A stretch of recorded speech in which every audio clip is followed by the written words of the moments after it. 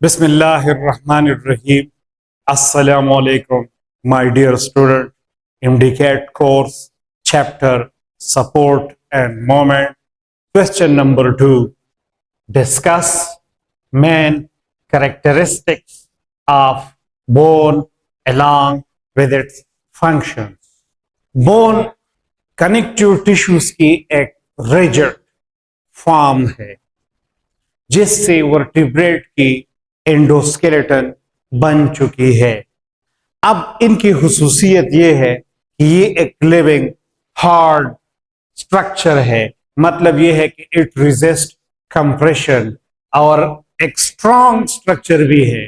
कहने का मतलब ये है कि इट रेजिस्ट बेंडिंग। फिर अगर कंपोजिशन को देखा जाए तो बोन में 65% इनऑर्गेनिक मैटर होते हैं जो कैल्शियम फॉस्फेट और कार्बोनेट पर कंपोज्ड है।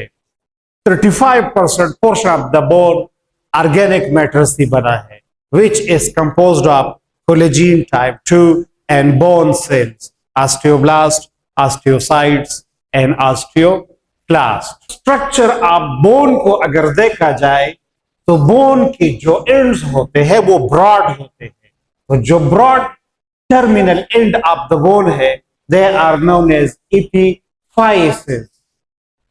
लेकिन बोन का जो नैरो पोर्शन है along the length of the bone that is known as diaphysis। फिर बोन का जो आउटरमोस्ट कवर है, यानी जो outermost covering of the bone है, दैट इज नोन एज पीरियोस्टियम।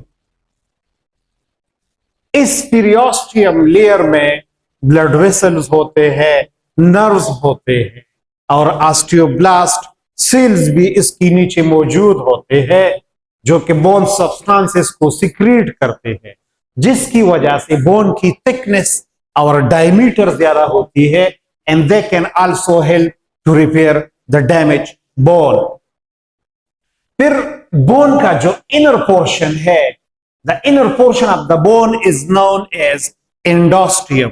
फिर एंडोस्टियम में फर्दर 2 पोर्शंस आते हैं। एक है कंपैक्ट बोन। कंपैक्ट बोन ये एंडोस्टियम का पेरिफेरल पोर्शन है, यानी जो बोन की हार्डनेस है, सख्त है बोन, ये कंपैक्ट बोन पर कंसिस्ट करता है। फिर कंपैक्ट बोन में अगर देखा जाए तो इसमें एक सेंट्रल कैविटी होती है जिसमें येलो बोन मैरो मौजूद होती है, और येलो बोन मैरो जो है that is composed of fats which act as a energy reservoir. लेकिन अगर इंजरी हो जाए और रेड बोन मैरो डैमेज हो जाए तो येलो बोन मैरो फिर ब्लड सेल फॉर्मेशन में भी रोल प्ले करता है।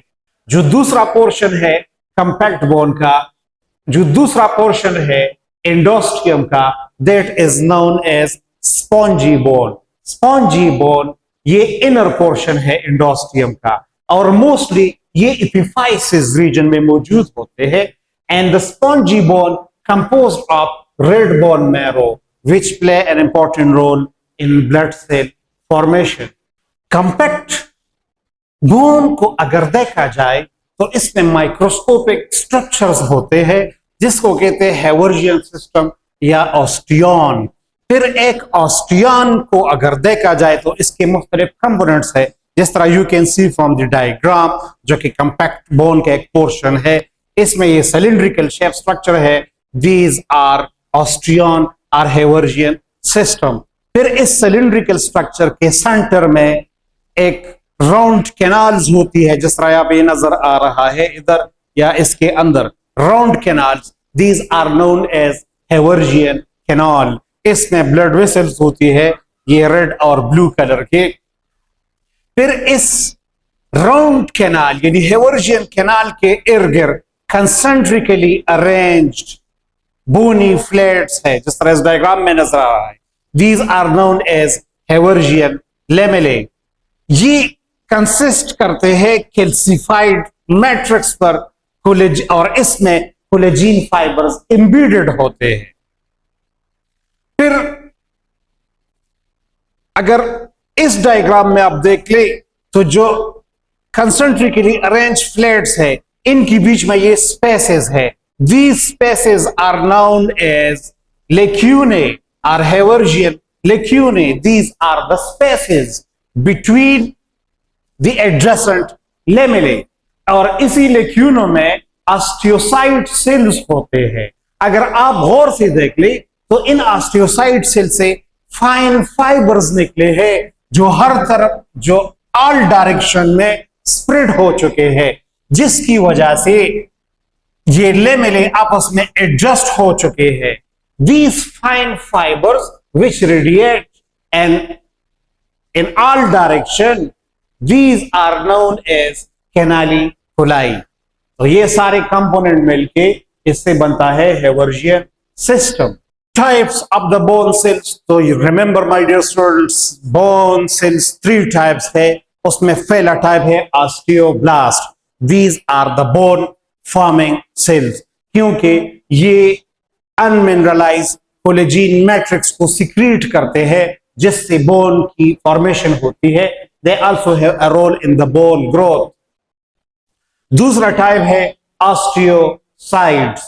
जब ऑस्टियोब्लास्ट सराउंड हो जाए मैट्रिक्स में और मिनरलाइज हो जाए तो दे बिकम ऑस्टियोसाइट्स. ऑस्टियोसाइट्स का काम यह है कि दे रेगुलेट मिनरल होम्योस्टेसिस. कहने का मतलब यह है कि it help in the uptake of minerals from the blood to the bone. और जब जरूरत हो ब्लड में तो it also release minerals from bone to the blood. तीसरा टाइप है ऑस्टियोक्लास्ट. ये बोन डिस्ट्रॉइंग सेल है. They have a role in bone remodelling. कहने का मतलब ये है कि they break down the bone और उसमें जो डिपॉजिट्स होते हैं यानी कैल्शियम और फास्फेट, उनको रिलीज करते हैं ब्लड में. अगर फंक्शंस ऑफ द बोन को देखा जाए तो रिमेंबर माय डियर स्टूडेंट्स, हमारी बॉडी की 20% mass that is composed of bone. Bone का इंपॉर्टेंट फंक्शन ये है कि it help in the formation of the blood cells. दूसरा इंपॉर्टेंट फंक्शन ये है कि इससे हमारी बॉडी की रिजिड फ्रेमवर्क बनी है जिसके साथ ये सारे मसल्स अटैच हो चुके हैं which help in the movement. तीसरी बात यह है कि it is a storage place for minerals यानी कैल्शियम और फास्फोरस बोन में स्टोर होते हैं. एक और इंपॉर्टेंट फंक्शन कि बोन हमारी बॉडी की डेलिकेट इंटरनल ऑर्गन्स को प्रोटेक्ट करते हैं यानी ब्रेन, हार्ट या lungs. These are protected by bones. Bone हमारी बॉडी को शेप भी प्रोवाइड करती है, स्ट्रक्चर भी बनाती है, and they also provide support to the body. I hope you have better understand. Thank you very much. Allah Hafiz.